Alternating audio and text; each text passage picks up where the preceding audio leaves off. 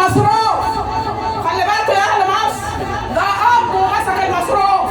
مسك المصروف كان الاول عايز تاكل يا ابن حرام، ما معيش فلوس نستلف لك عشان تاكل. خلي بالكوا يا الناس اللي زعلانه يقول لك احنا مش لاقيين ناكل، انا ما عرفتش نفطر، ما عرفتش نتغدى، ما ينفعش يبقى اب لان مش هيجيبني نتعشى.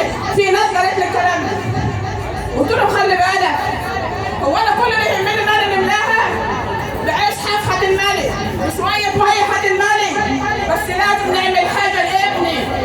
الرئيس السيسي مسك المصروف لما لقى ابنه ماليش صعوبة يتجوز فيه، لما لقى بنته تعبانة ومش لاقي حضن، قال لك لا احنا نعمل حسابنا، هنصبر شوية، نتحمل شوية يا شعب مصر. وقالها صراحة احنا عايزين ناكل ولا عايزين نبني البلد؟ ايوه عايزين نبني البلد. في ناس مش عايزة تصبر على الكلام ده، مش عايز تصبر ليه؟ يبقى ما انتش مصري. انا اسفه، انا لو في ايدي اشيل منك ان انت تبقى مصري، ما ينفعش الانسان يبقى مصري ويقول انا كل اللي يهمني ناكل. انا مالي باللي بيعمله الراجل ده، انا مالي ومال الكباب ومال الطرق. ده هينفع ابنك وحفيدك وهيبقى فخر لك. العالم كله بيبص لمصر دلوقتي باحترام وبأدب وعارف هو بيتعامل مع مين. خلي بالكوا يا اهل مصر، حافظوا على بلدكم. سيدنا جبريل عليه السلام لما سأل الملك سبحانه وتعالى بيقول له يا رب انت عملت على كل بلد ملك يحميها الا مصر، اشمعنى مصر يا رب ما عليهاش ملك يحميها؟ قال له مصر يا جبريل انا بنحميها بنفسي. خلي بالكوا يا اهل مصر، البلد الملك سبحانه وتعالى بيحميها بنفسه.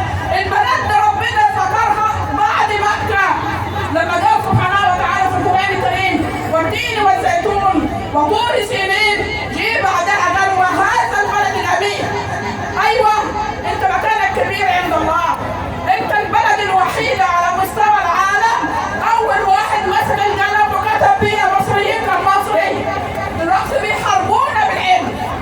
أنا آسفة إن أنا بنشد شوية لكن حرصا على بلدي. أيوه الناس دلوقتي بيحاربونا بالعلم، كلنا عارفين. واللي بيحصل مؤخرا الاعصار اللي حصل في ليبيا كان الهدف منه اسكندريه ومصر. الكل بيأكد ان اللي حصل في المغرب، اللي حصل في ليبيا، اللي حصل قبل كده في تركيا، الهدف منه تدمير العرب. ضحكوا علينا بشويه لبس وشويه تليفونات ولهونا وهم اشتغلوا. احنا عايزين نشتغل، احنا خير اجناد الارض كما قال عليه الصلاه والسلام.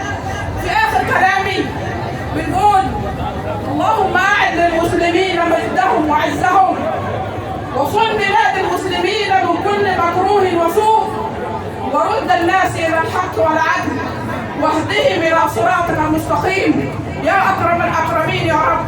نشكركم، السلام عليكم ورحمه الله وبركاته.